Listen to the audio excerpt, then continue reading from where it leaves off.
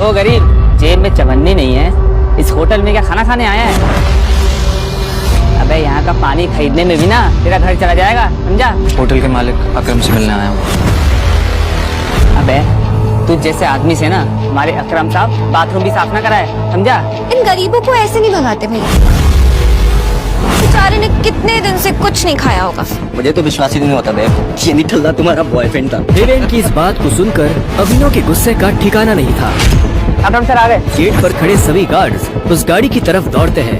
तभी उस कार से उस होटल के मालिक अकरम निकलते हैं।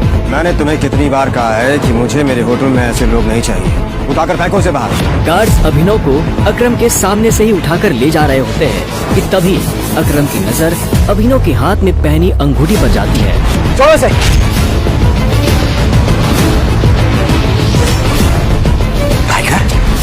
करोड़पति अकरम अभिनव के पैरों में गिर जाता है। मैंने तुम्हें पहचाना नहीं, मुझे माफ कर दो टाइगर। आखिर क्यों शहर का सबसे बड़ा बिजनेसमैन गिर गया अभिनव के पैरों में? आखिर उस अंगूठी का क्या राज था? और मेरी बात सुन, एक बार यहाँ से जाए, उसके बाद दोबारा मुड़ के मत देखना, ठीक है? संजय ने कहा और अपनी उंगली में से एक सोने की अंगूठी निकालकर अभिनव को थमा दी। उस पर टी लिखा हुआ था। और एक बात हमेशा याद रखना, अपनी आखिरी सांस तक लड़ना है, समझ गया ना टाइगर? संजय ने अभिनव के माथे को चूमा। Run tiger, run tiger run! और अपनी बंदूक लेकर उन लोगों का सामना करने के लिए गली से बाहर निकल गए। संजय जैसे ही अपनी गाड़ी के पास पहुँचे तो राणा ने संजय पर बंदूक तान ली।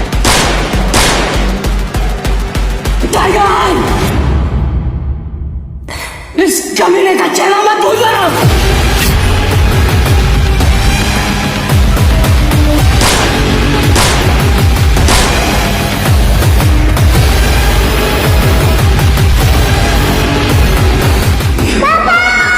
अभिनव चिल्लाया और अचानक से उसकी नींद खुल गई। पसीने में तरबतर अभिनव अपने बिस्तर पर उठकर बैठ गया और गहरी सांसें लेने लगा। 18 साल, पिछले 18 सालों से ये सपना इसी तरह से अभिनव को परेशान कर रहा था। अभिनव ने पहले अपनी उंगली में पहनी उस अंगूठी को देखा और फिर बाथरूम की तरफ बढ़ने लगा। अभिनव गुड़गांव में रहता था और डिलीवरी बॉय का काम करता था। हालांकि इस काम में उसका मन नहीं लगता था, लेकिन अनाथ आश्रम से निकलने के बाद उसके पास ये करने के अलावा और कोई चारा नहीं था।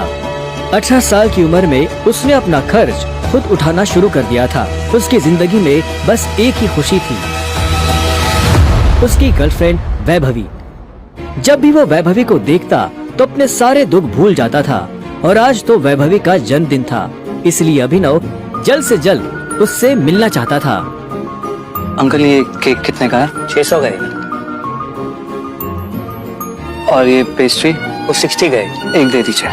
असल में अभिनव और वैभवी ने ये तय किया था कि वो पैसे जोड़कर अपने लिए किराए का एक बड़ा घर लेंगे, इसलिए वो पैसे वेस्ट नहीं करना चाहते थे। Thank you. Thank you. कुछ देर के बाद जब वो वैभवी के घर के बाहर पहुंचा तो उसने देखा वहाँ काफी रंगीन लाइट्स जल रही थी और वहाँ से तेज म्यूजिक की आवाज आ रही थी।